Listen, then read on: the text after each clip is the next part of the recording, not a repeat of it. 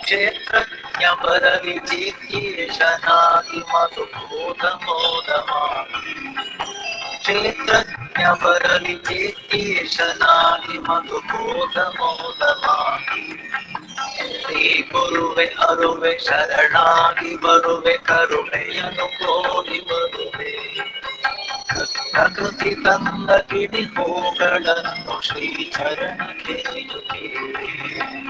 ಶ್ರೀ ಚರಣಕ್ಕೆ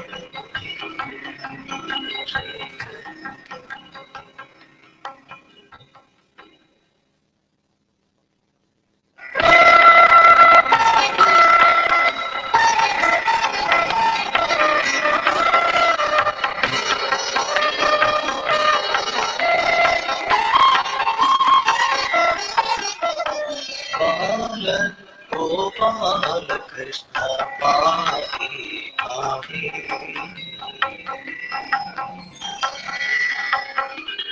बाल गोपाल कृष्ण पाहि पाहि नीलमेघ श्याम कृष्ण शुक्लांबरधर दुर्मतिधर बाल गोपाल कृष्ण पाहि पाहि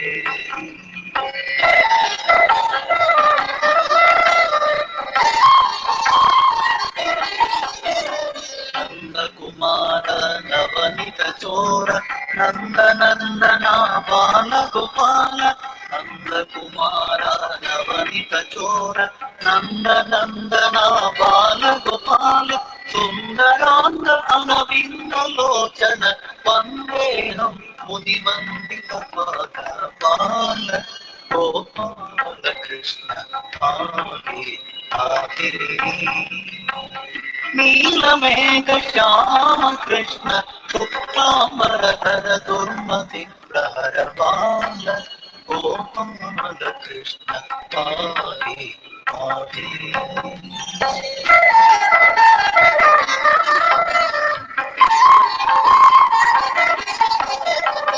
मुरलीधर सुंदर तमरूप मुरहर गिरिधर प्रेम स्वरूप मुरलीधर सुंदर तमरूप मुरहर गिरिधर प्रेम स्वरूप सुरवंदित पद सुदीप्त रूप परम पुरुष पुरुषोत्तम रूप सुरवंदित पद सुदीप्त रूप परम पुरुष पुरुषोत्तम रूप बाल गोपाल कृष्ण पाहि पाहि नीलमेघ श्याम कृष्ण शुक्लांबरधर दुर्मति प्रहर बाल गोपाल कृष्ण पाहि पाहि पाहि पाहि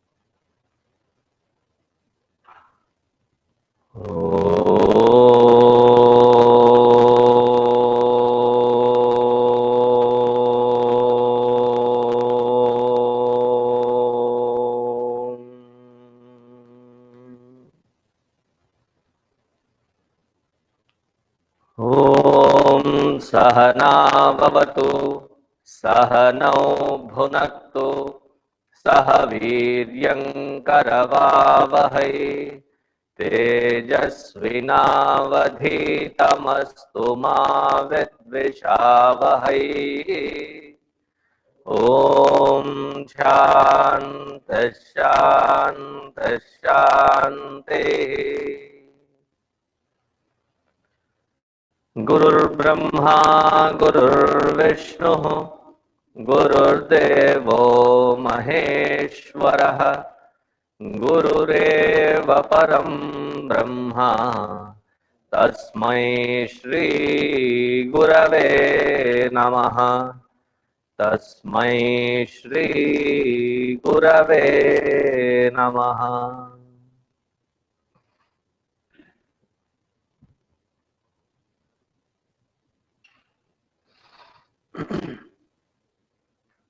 We continue with the Rudra Prashna, Rudradhyayi.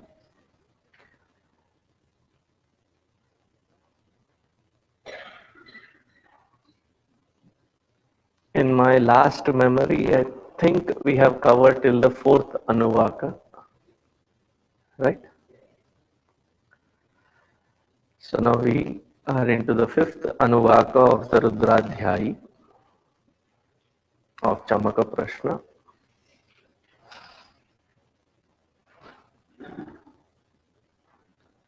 As I have already mentioned earlier, that this chamaka Prashna technically is one Anuvaka starting from Agna Vishnu to the Ida Deva Hurmanur Yajna Brihaspati. Till there it is one Anuvaka, meaning it is one long sentence running into about 6 pages. But for the utility purpose of a Rudradhyayi to be chanted, the rishis have divided it into 11 Anuvakas.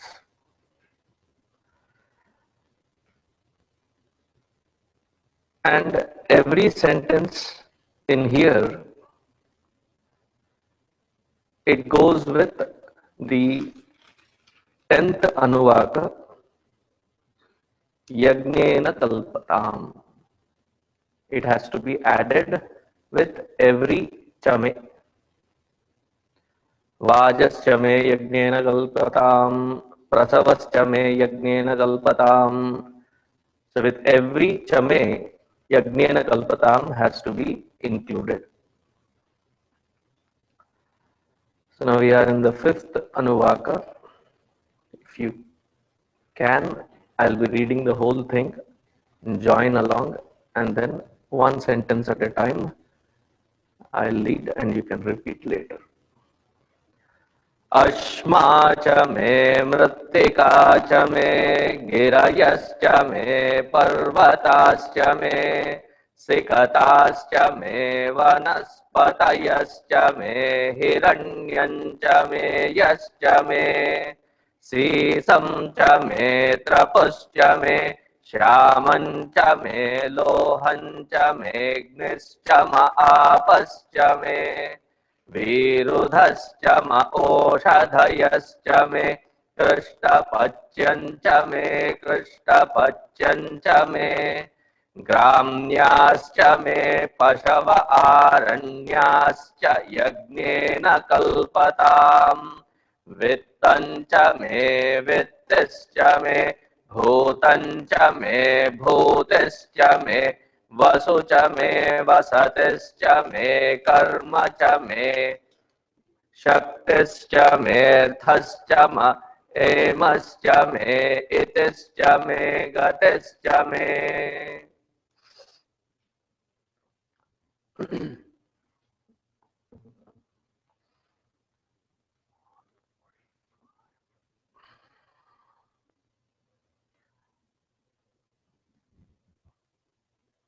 ashmA me.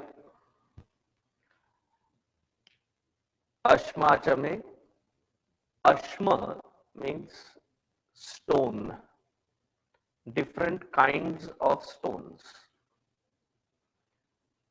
So the most popular in the Indian Bharatavarsha, the subcontinent, is granite.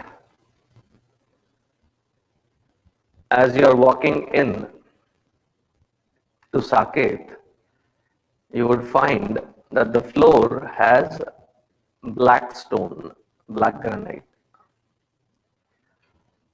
When we were redesigning this whole front facade for this building, I had gone to the shop selling the stone, and I was amused that the stone being sold there is called the Kadapa black stone. My jaw dropped. I come all the way from India to a shop in Dallas to find a stone which is named from India, close to the place where I was born. Otherwise known as the black galaxy, because it has some copper in it which shines. So next time when you walk outside, take a note. So granite is one stone. The milky white marble stone is the other one. And there is sandstone. Like this, there are various kinds of stones. ashmA, the stone slabs. Once I had the opportunity to stay during the Padayatra with a temple architect, and our discussions, it covered a lot of topics. One of the most interesting topics which I had never known was about the temple sculpture, that the stones that they carve different statues in also have gender. And I asked them, just out of curiosity, how do you identify? I can understand the birds and the animals can be identified along with their gender. The stones, how do you identify stones and their gender? So he showed me his hammer and chisel. And so they tap on the stone, and depending on the intensity of the sound that is generated, they find if the stone is a masculine stone or a feminine stone or a neuter gender stone. I said, what is the detail? Why do you want to refer to the stones with this gender? Because in the Western world now they'll create equality rights even for the stones based on gender. So he said that the masculine statues are made or carved from the masculine stones. The feminine forms, deities, are carved out of the feminine stones. And those which go into the pillars and the roof and the floor are used from the neuter gender. And he referred to the Agama Shastra from Sthapatya Veda, where there is this detail given, ashmA. So it was not a random pick that they found huge stone quarry and started carving things out, but to be more specific in even to that detail of masculine, feminine and neuter gender. ashmA, mrittika, mrittika, mud, clay. So different aspects that can be used from or through clay is different utensils. And recently, very recently, just before I left for Sri Lanka trip, there was an article that I found very amusing, that people are going back to utensils which are made out of clay, specifically black clay, because it is supposed to be very healthy. And I was shocked to find that they are costlier than the steel and the other utensils out there in the market. Utensils made of black organic clay. I don't know how they define organic there. I think it is a marketing strategy to put organic everywhere. So in the past, ancient past, the utensils were made out of clay, and I for sure have experienced that which is cooked in earthen pot, earthen utensils, seem to taste different, more tastier than having cooked it in different kinds of utensils. And most of you by now know that I am a foodie. Love to cook. I find the taste vary between electric to a gas to something which is cooked on firewood. And which one is the tastiest one? Good. So I'm not that far away in my observation. So that which is cooked in firewood seems to taste better. That which is cooked on the firewood in an earthen pot tastes the best. So in the earlier days, they would make all these utensils out of mrittika, mud. Not just the utensils, but the sacrificial altar also made out of this clay. The different equipments used in that sacrificial altar, in the yajna, all the ahutis and the other ladles and other things used were also made out of clay.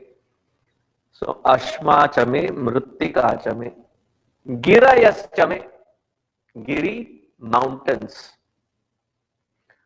And here Shainacharya goes to explain why giri and parvata are important. He explains that without the presence of these mountains and hills, there is no possibility for rains, because the clouds are not blocked or stopped.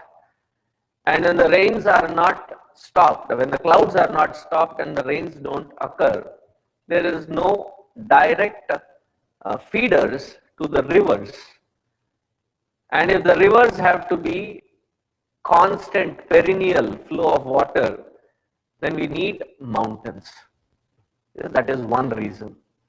Second reason, he says that the giri and parvata are important for adding the herbal quality into that water with different kinds of plants that grow on that mountain. The third reason he adds the giri and parvata is they are the storehouse for different kinds of minerals and precious stones. Different kinds of minerals, metals and precious stones. It is called the garbha, the womb of such material to be found in the mountains. Now if you look at all the mining industry, it is usually around these mountain ranges.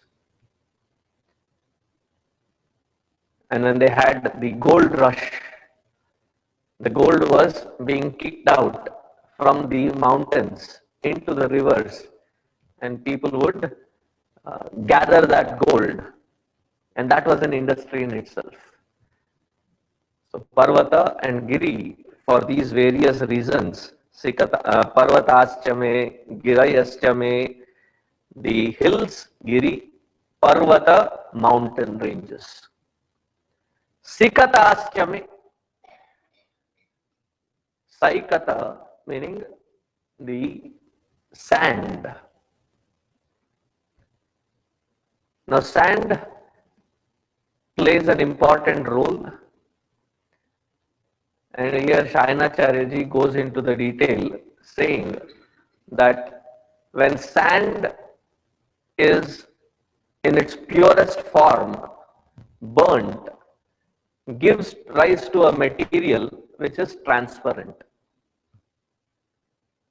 So we are talking about glass, and he mentions it in his commentary. And shyAmaM is Vidyaranyaji's elder brother. So around the time of Krishna Devaraya, not Krishna Devaraya, even his ancestors, Harihara and Bukkaraya, who were the founders of the Vijayanagara Empire, Vidyaranya Swamiji was their Kula Guru, and his brother at that time mentioning that this sikata gives rise to this transparent material, talks about the rich heritage that glass was an integral part of that system.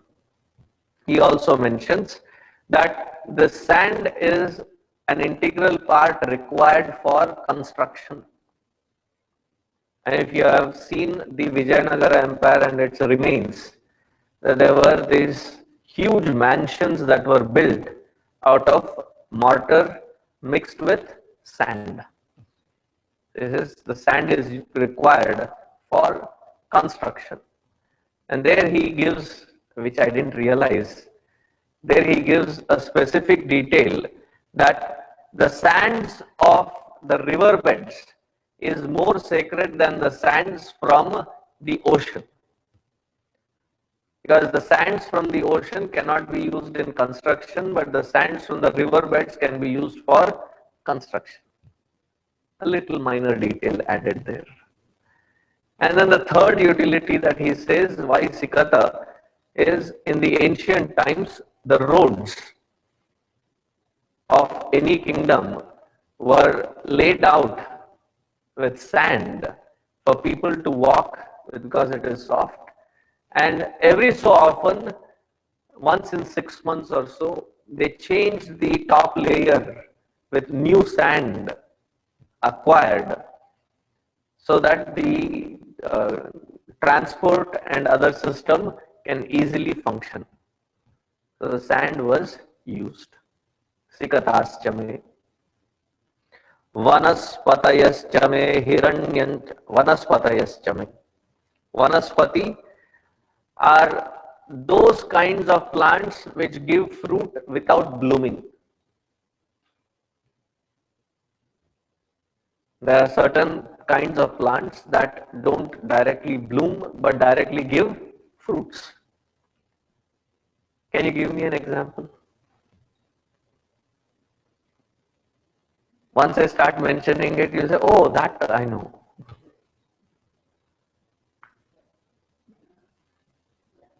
Banana has a flower. Fig.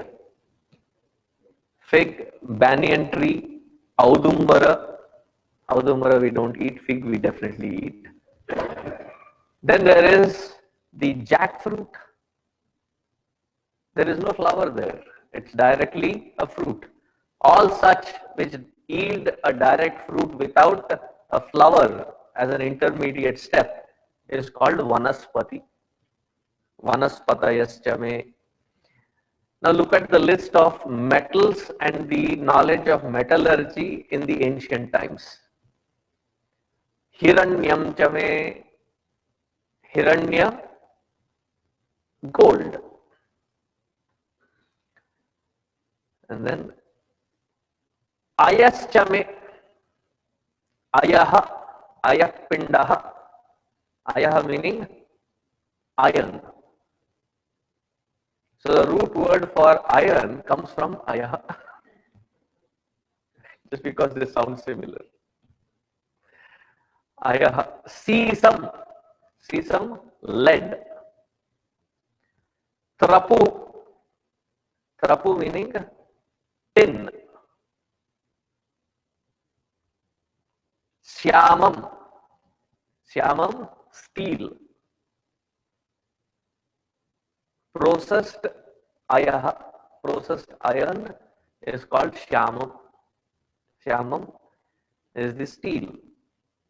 lohaM, lohaM, the other kinds of metals like bronze, copper, etc.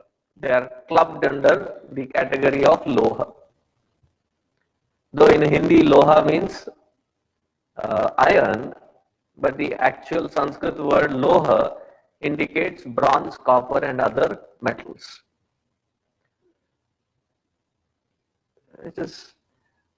Which all this indicates that the culture that we belong to, I am taking not the spiritual route here, I am taking a little tangent off of the topic, that these were an integral part of our culture, of our Vedic Sanskriti, that these metals were not introduced to us as hypothesized by Max Muller, that there were the bunch of people that came in and educated the existing race of people called the Dravida.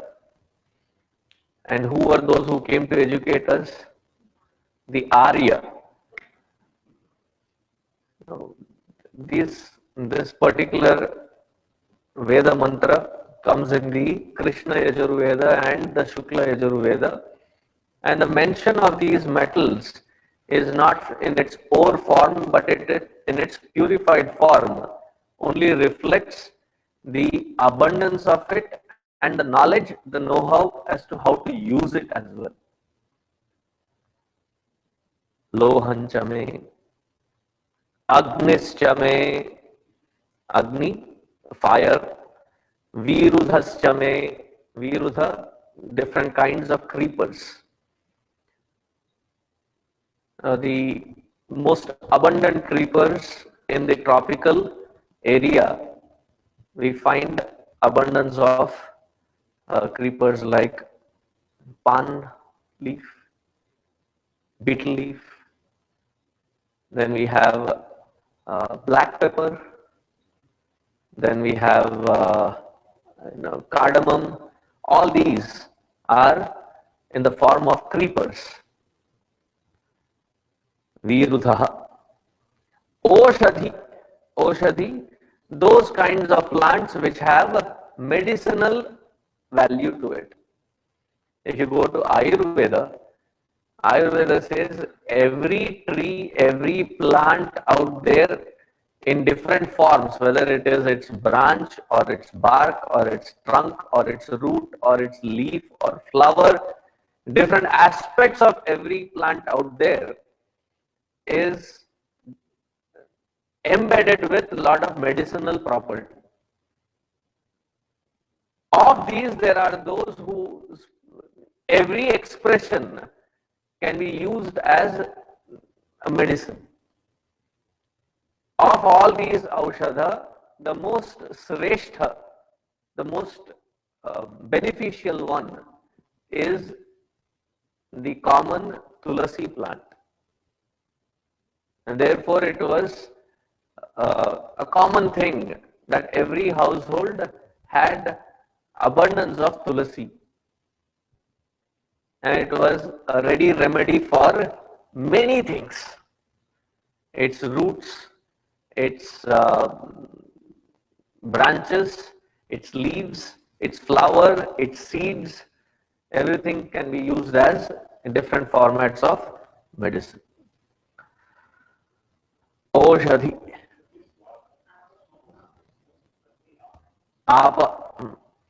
Apa is water. Agnishcha me, Apashcha me, vIrudhashcha me, oShadhi.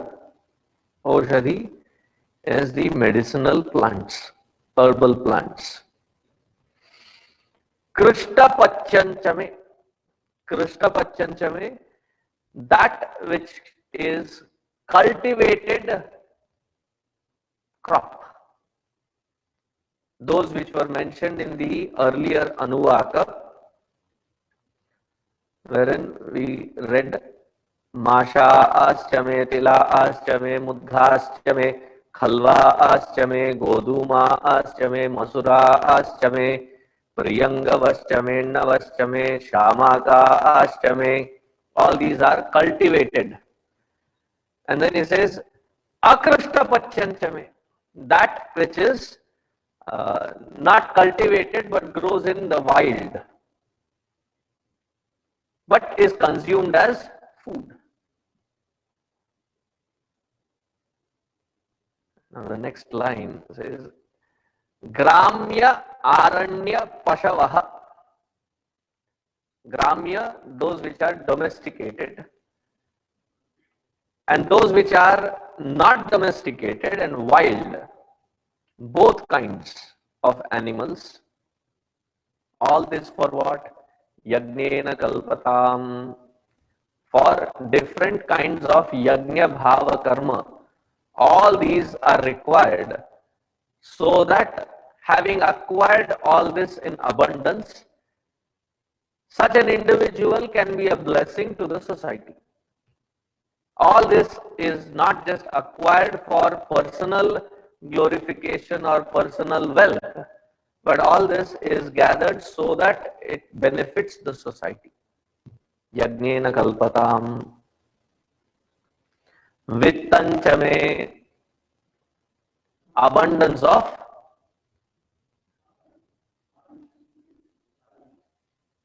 I just explained, grAmyAshcha, AraNyAshcha. AraNyAM, wild animals. grAmyAshcha, pashava, AraNyAshcha. So both pashava, grAmya, the domesticated ones, and AraNya, the wild ones. Yajnena kalpantAM. vittaM, abundance of wealth. vittishcha. Now, vittaM and vitti, the difference is abundance of wealth, that which is acquired as ancestral property. The ancestral property is vittaM. Vitti is that which is earned by self-effort. Now here, that's a beautiful concept, that may I be blessed with that abundance as an ancestral thing, and I don't just sit on it and consume because it is there. May I multiply it further so that with that abundance, the entire society can be again benefited. So the economy is not just using that which has been acquired by the ancestors, but to further multiply it so that the entire society is benefiting out of that wealth generated. vittaM, vittishcha, bhUtaM, may I have healthy progeny, healthy children. bhUtishcha, may they be born with specific skill sets.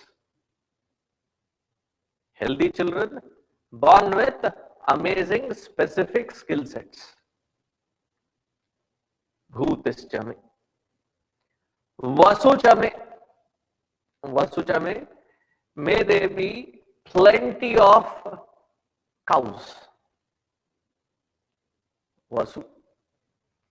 Like today, the wealth is calculated in stocks. In the ancient past, the wealth was calculated in stocks, but in livestock. So may I have abundance of Vasu, cows. And the presence of these cows, every aspect of its existence was a blessing.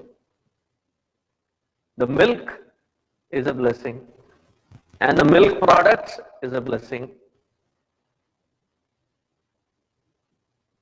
the cow dung is manure.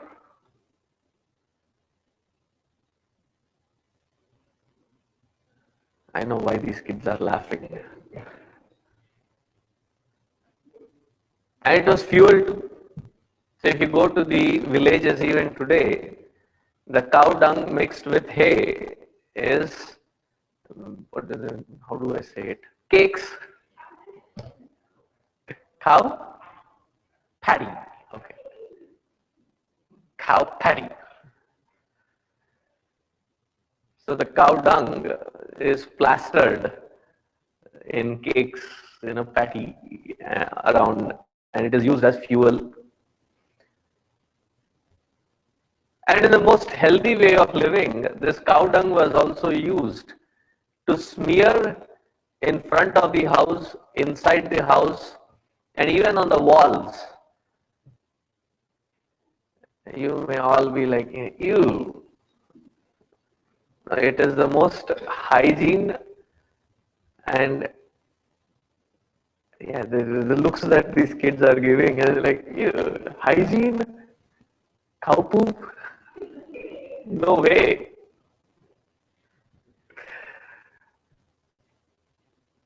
That was one of the chores that would happen every day early in the morning before sunrise, that the cow dung is mixed with water and then sprinkled across in the front of the house, and places like the kitchen and other places were freshly smeared with this cow dung, and then go take a bath, come back. By that time the plaster is dry, and there you start your cooking. Look at the looks that they are giving me. I intensely have an urge to take them to such a living so that they can appreciate the benefit of it. Like, no, we are not coming to such places. I mean, I wouldn't have this reaction if these kids were not present here today. Vasuchame. Vasatischame. Vasatischame. There is an entire segment of the Upaveda which is called Sthapatya Veda. Now, Sthapatya Veda goes from the building of the entire city development, to the individual houses that accommodate various utilities.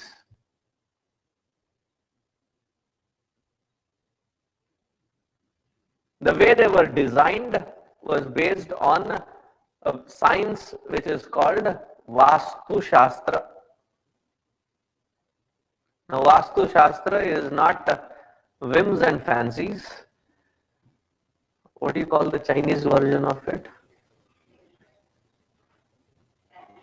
Feng Shui. Okay. I'm trying to pronounce it the way you guys pronounce. The Vastu Shastra, Vastu Purusha, is in understanding of the nature and various movements in that nature. How do the winds blow? How does the sun rise and sunset? What direction should this house be so that there is an efficient utility of the natural resources, wherein the house gives that protection that in summers it is cool and in winters it is warm.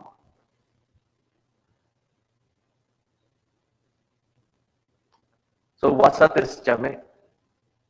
In the Sthapatya Veda, they talk about different ingredients, different materials that can be used in building different sizes of houses and structures, and what material is most efficient in building those structures.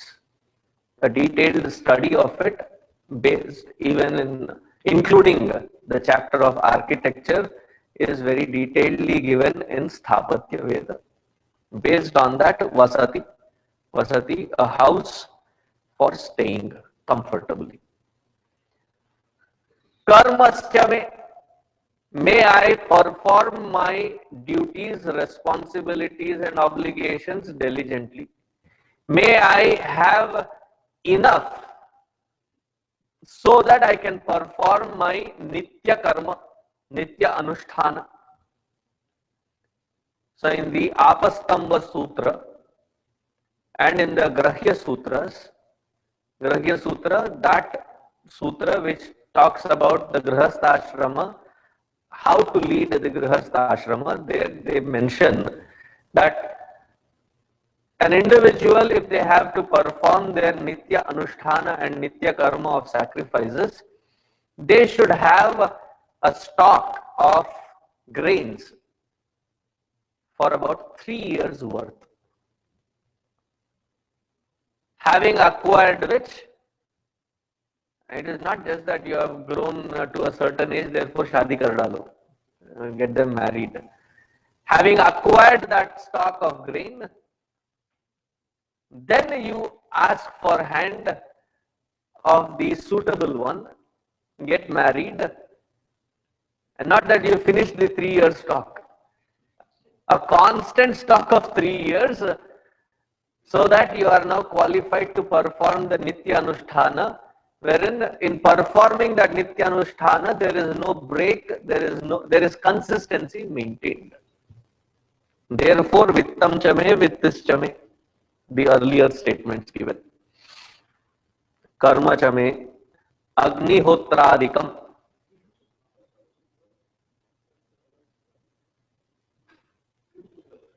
Apastamba Sutra and Grahya Sutra both relate to the grihastha as to how one has to lead in the grihastha. Shaktischa me, I have all these acquired, but I have no energy. My health keeps failing me. Now, let me have bhadram karne bhishrunayam devaah bhadram pashyemakshabhiryajatraah sthiraihi angaihi tushtubhi. May my limbs be agile. May my shakti to perform these karma at a physical level, at an economical level, at different resource level, time, may I have all these in the right direction so that I am capable of doing Shakti, the capacity. Arthascha me, I may have lot of resources, but it is not available to me at this time, then it is of no use. Recently, there was floods in Chennai.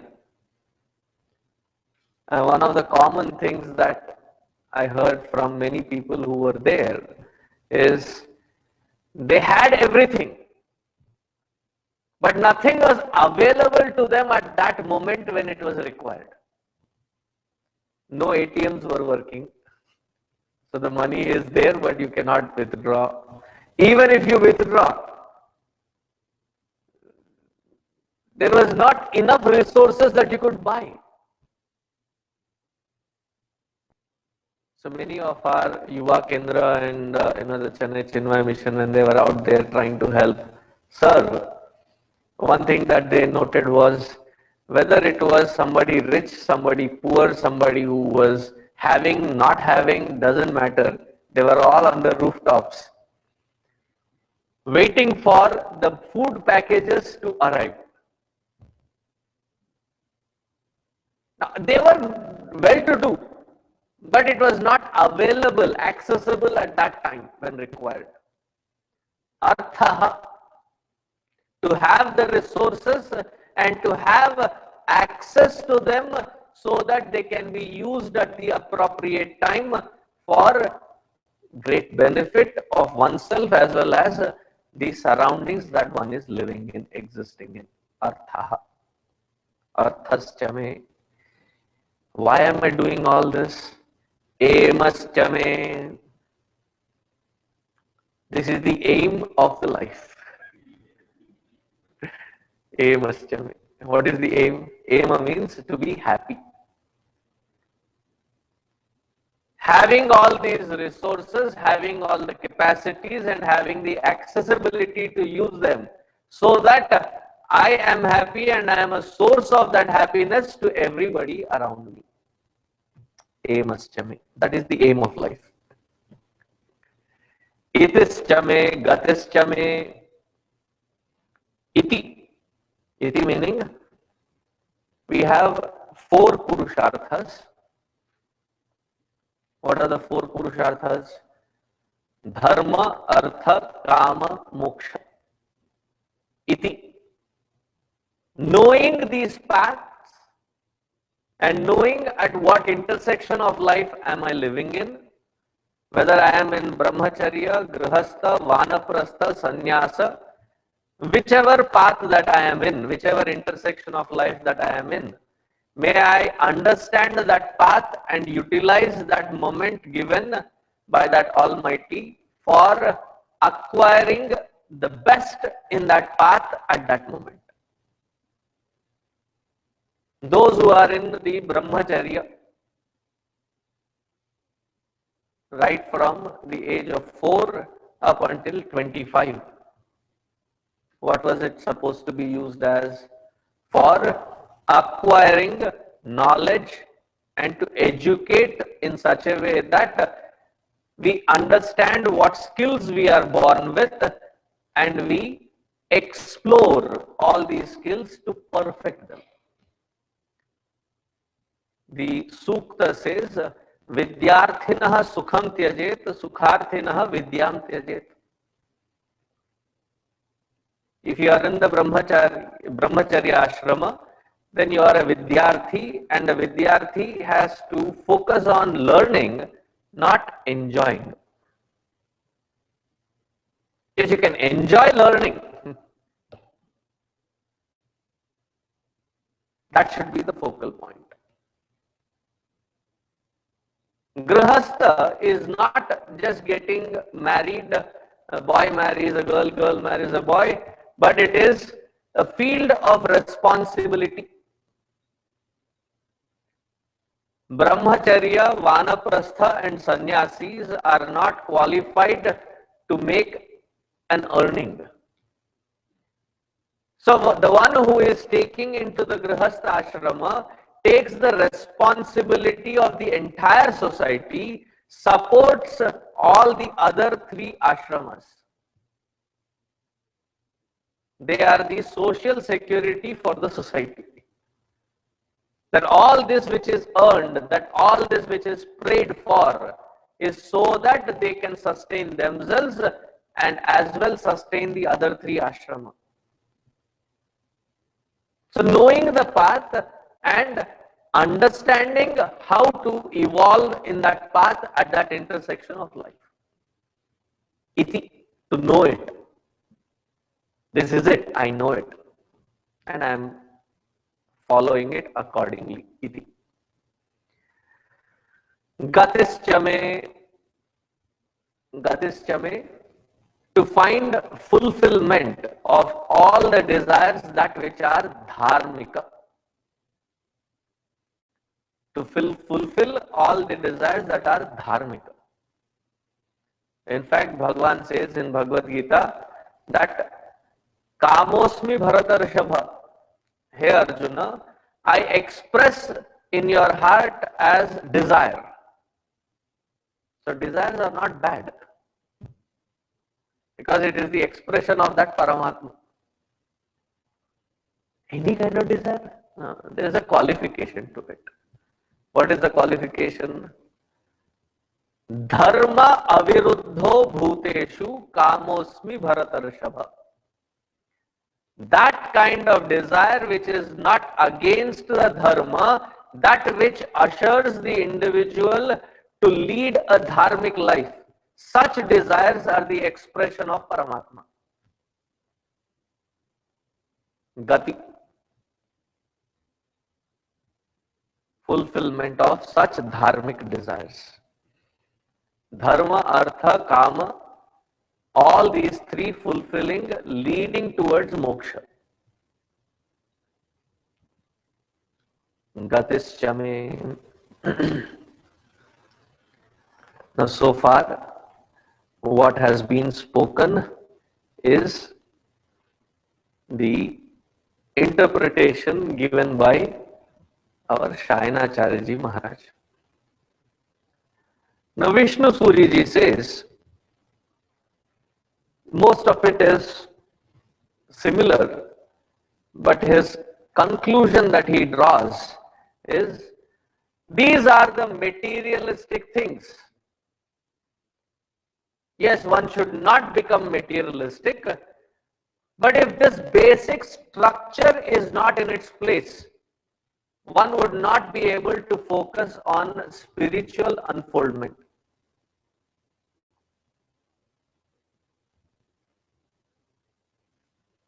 Now, to make this point easy to understand, I made this point even earlier while chanting Rudram, learning Rudram.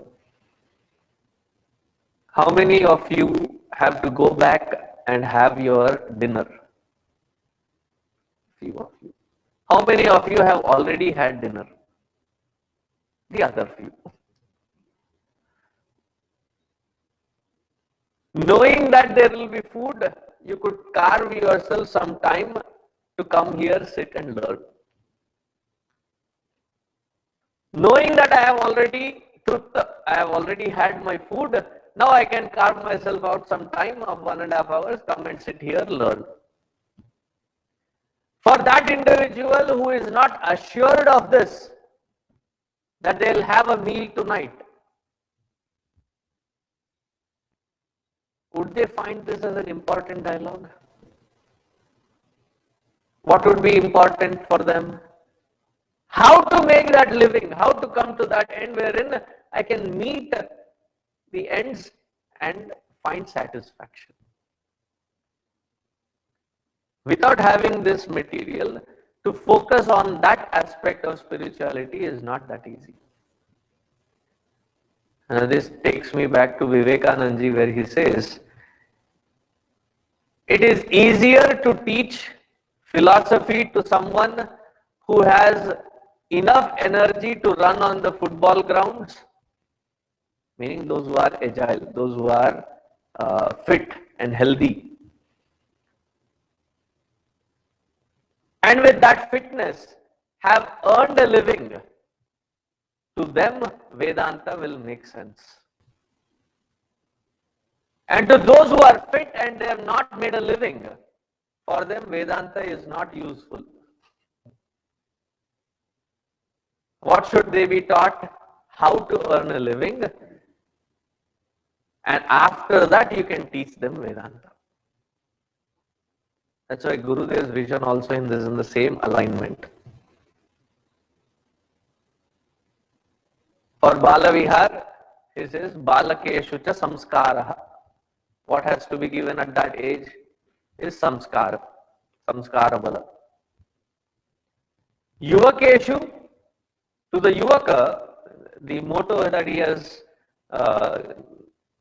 designed the Yuva Kendra around is to harness the youth potential through dynamic spirituality, to find their skill set and to nurture that skill set, to excel in that skill set.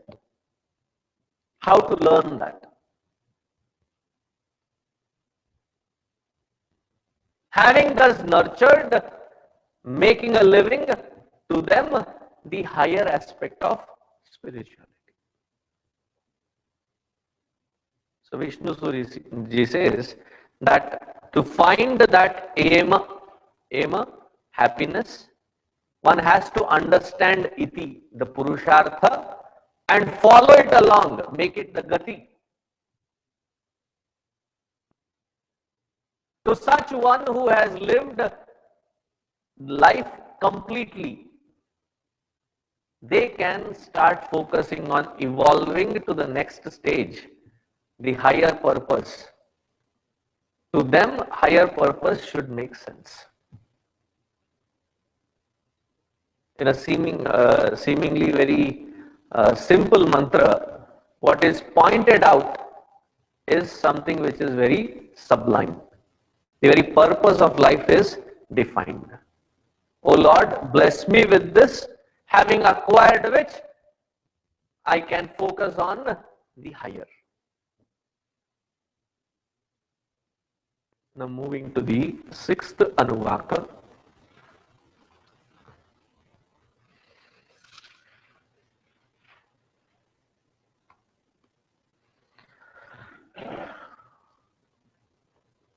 The fifth one I just chanted, I never had an opportunity to make you repeat it. So please repeat after me. Agnischa indrascha me, somascha indrascha me, savitacha indrascha me, saraswati cha indrascha me, Pusha cha indrascha me, bhRahaspatayashcha indrascha me,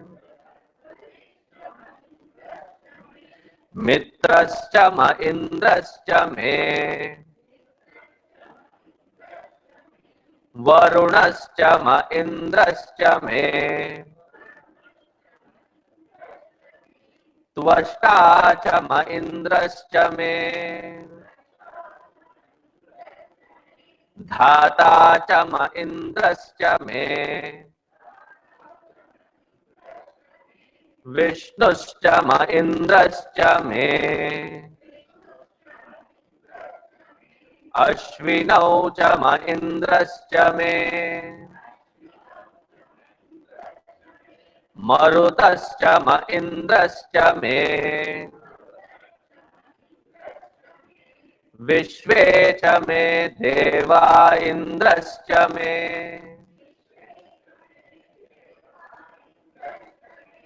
Prithvi cha indrascha me, Antarikshan cha indrascha me, Antarikshan cha indrascha me,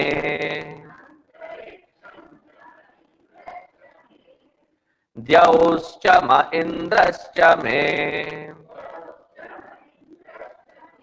Deshascha indrascha me, Murdha indrascha me, Prajapatishcha indrascha me.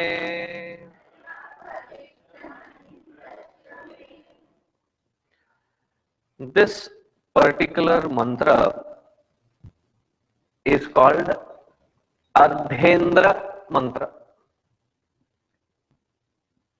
Half of each chame is invoking Indra, Ardha Indra, Ardhendra.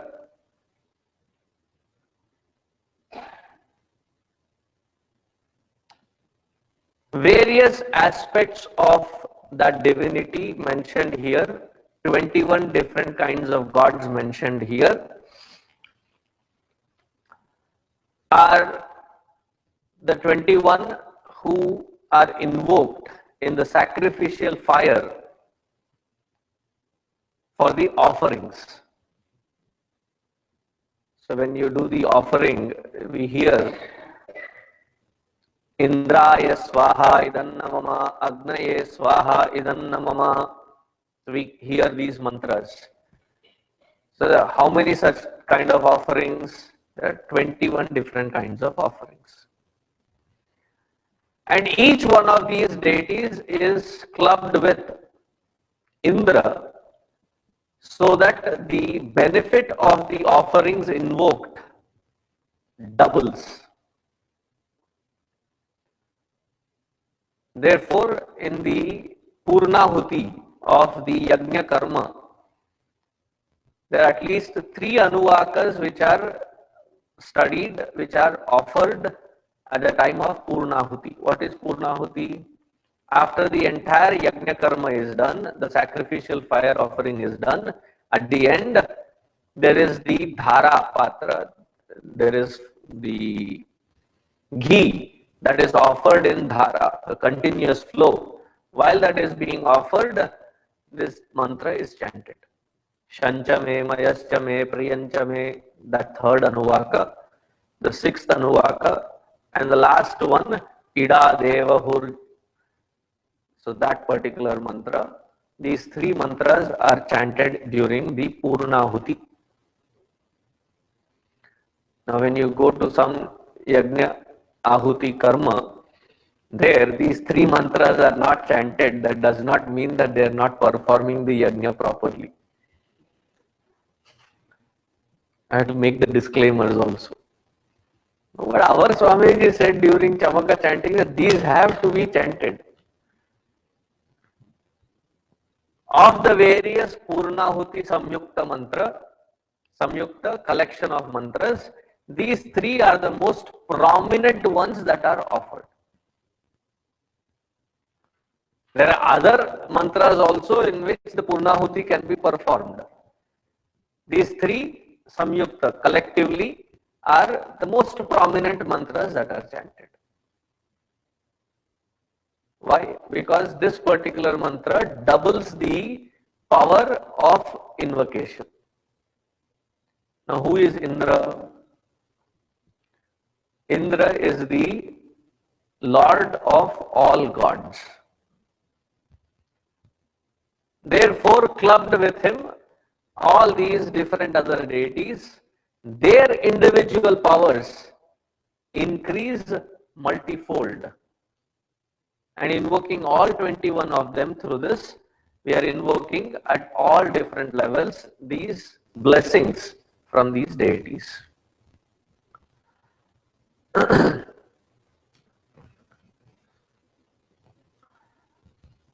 There is another reason that these 21 get their share in the Ahuti, and in each share that is given to each one of these deities, half of it goes to Indra.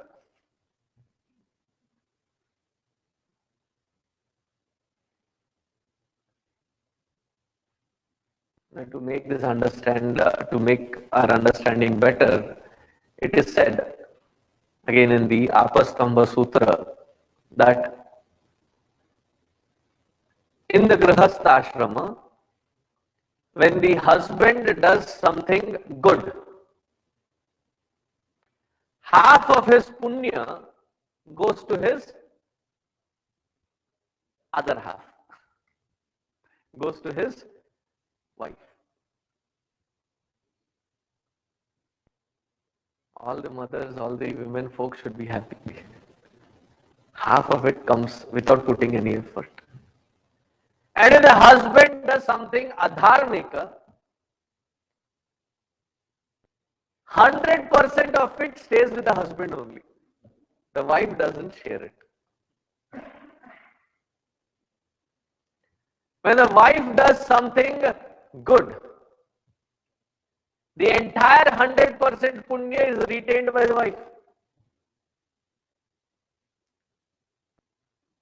And when the wife does something adharmika, half of it goes to the husband. Now you may say, not fair. A package deal. Similarly, in that realm of divinity, anything that is offered into that sacrificial fire, half of the offering goes to Indra. Why? He is the boss. Boss of all the gods. And when you club them along with these deities, the invoked gods and their blessings multiply along with Indra's blessings. Now, who are all these gods? I can just read them out. Agni, Soma. Soma is the moon. Then Savita, Savitru, the Gayatri Devi, Savitru. Saraswati, goddess of knowledge. Pusha, that aspect of sun which is nourishing. Pusha. Brihaspati, Brihaspati, the lord of wisdom. Mitra, Mitra, again another aspect of sun, wherein because of whose presence we have congenial environment for existing. Therefore, he is called Mitra. Varuna, lord of waters, Apa. Tvashta, Tvashta, the lord of atmosphere, Tvashta. Dhata, Dhata, the one who holds everything in its place. So one meaning of Dhata is the Anantanaga, because he is the one who is holding the entire globe on his forehead. He is the only person when you say cheese, when taking a photo, cannot smile, because the entire world's burden is on him. So he is the Data. Vishnu, Vishnu, the one who is responsible for sustaining and maintaining this, that which is created, the entire creation. Ashwinau, Ashwinau, Ashwini Kumara are the eternal medicine people. Ashwini Kumara. Maruta, Marut Gana, they are 49, and in a bunch of a group of devas, they are 49, they are always together. They are the Marut Gana. These Marut Ganas are the ones which do all the physiological activity within each system, within each body. So invoking them, Marut Gana. Vishve Deva, in different directions of this creation, there are different gods. They are called Vishve Deva. Prithvi Chame, to this Dhara, earth.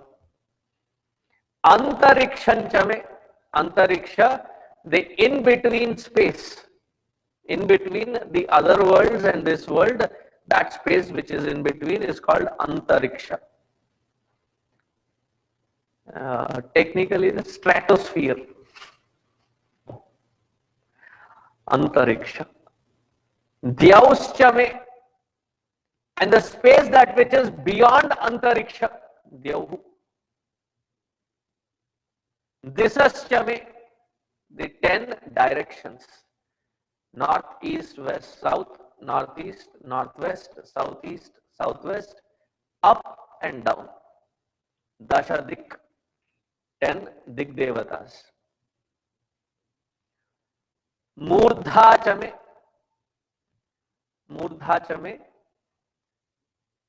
that who is responsible for every aspect of this creation to function in their due course.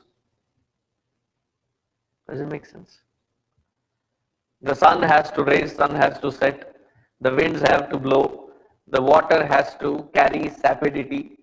That who makes sure that all these functionalities are seamlessly functioning.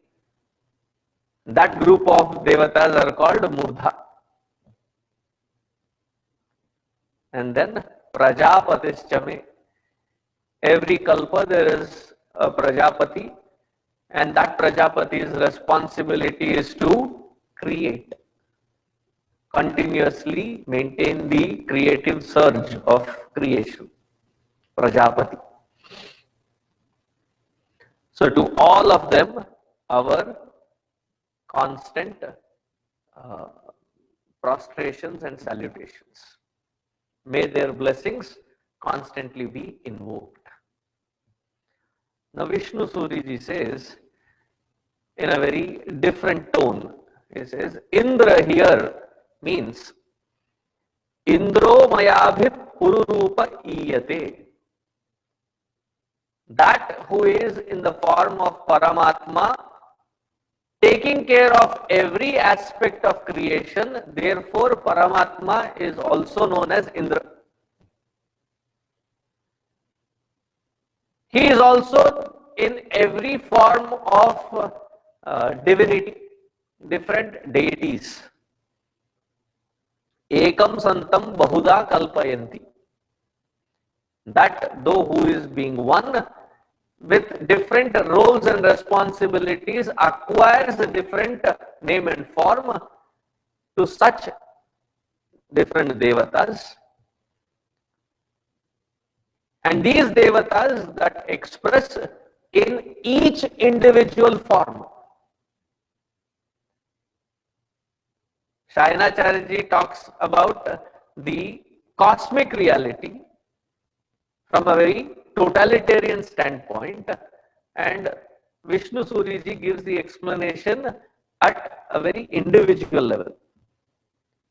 That all these devatas at the individual level and at the totality level, may they bless both from inside and outside. That is exactly how we did the Nyasa in the beginning. Nyasa meaning invocation of all these gods.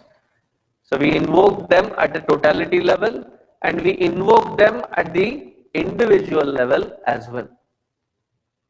So to all these deities at all these levels, both at a totality and at individuality level, may they constantly be offered salutations so that they bless us profusely. So that this jiva and his buddhi is directed towards that Paramatma and oneness with that Paramatma. Now moving to the 7th Anuvaka. By far I would say this was the easiest Anuvaka.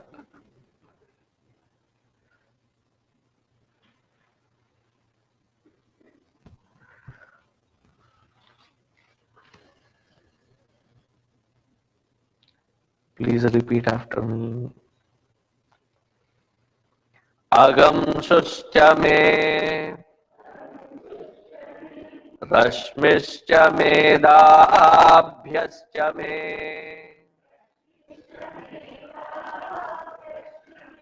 adhipatischa me, upagamshuscha me, antaryamascha me, Aindravayavascha me, Maitravarunascha me, Ashvinascha me, Pratiprasthanascha me, Shukrascha me, Manticha me, Agrayanascha me, Vaishvadevascha me, Dhruvascha me, Vaishvanarascha me, Rutugrahascha me, Atigrahyascha me, ऐन्द्राग्नश्च मे वैश्वदेवश्च मे मरुत्वतीयाश्च मे माहेन्द्रश्च मा आदित्यश्च मे सावित्रश्च मे सारस्वतश्च मे पौष्णश्च मे पात्नीवतश्च मे हारियोजनश्च मे. We'll see the meaning tomorrow.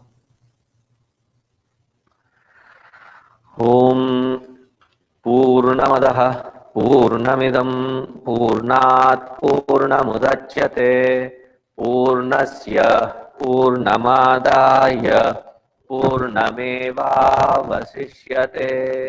Om Shanti Shanti Shanti. Harihi Om Shri Gurubhyo Namaha. Harihi Om.